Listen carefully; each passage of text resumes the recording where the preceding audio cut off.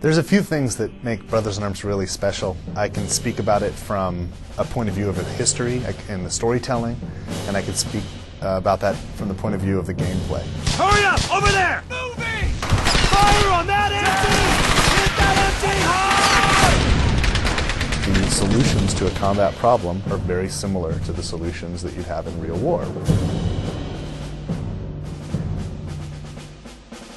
We try our best to develop our gameplay tactics to be as accurate to actual military tactics as possible. Tactics is not about getting a bigger gun.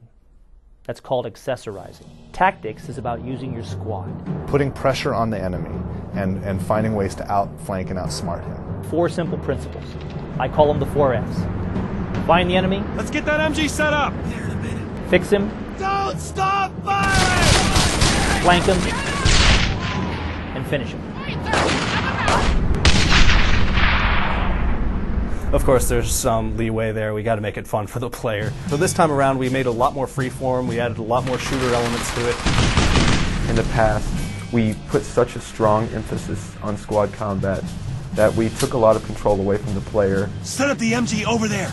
We realized along the way that ultimately what we needed to do was not neuter the player's ability to be powerful, but to make his squads even more powerful, to make them more relevant.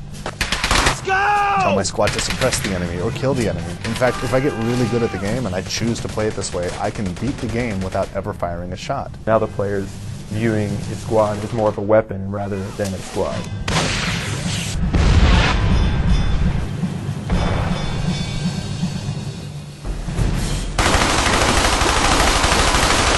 Destructible cover has made a huge difference just in the wow factor and keeping the game new.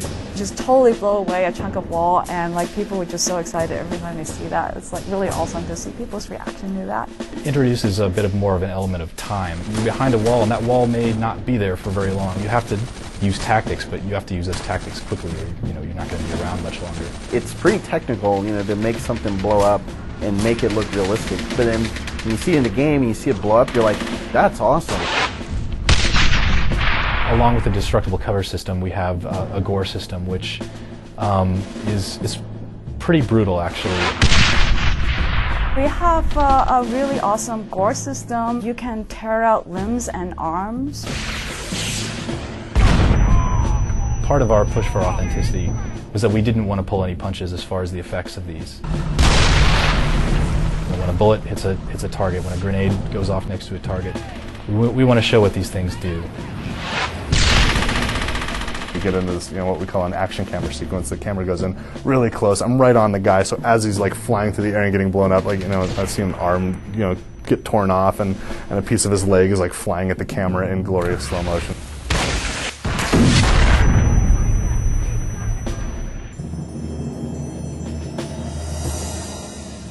When you see real soldiers in real situations, a lot of time they're in a relaxed or more of a patrol stance. You can't always be perfectly ready. Guns are heavy. You can't always hold them up to your eyeball all the time. Soldiers are not always in combat. They're not always yelling. If he's in patrol, he's talking, and there's color dialogue to go along with that. I don't think you're gonna kill him with words! Coming out of the cinematic, the player and his squad are in this patrol stance. Then you'll suddenly see them all hunker down, and they'll get really quiet.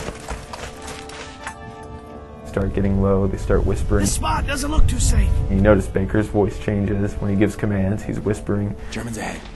Don't think they saw us. This lets the player know that he's in stealth, and that the Germans can't quite see him, but he can't get too close.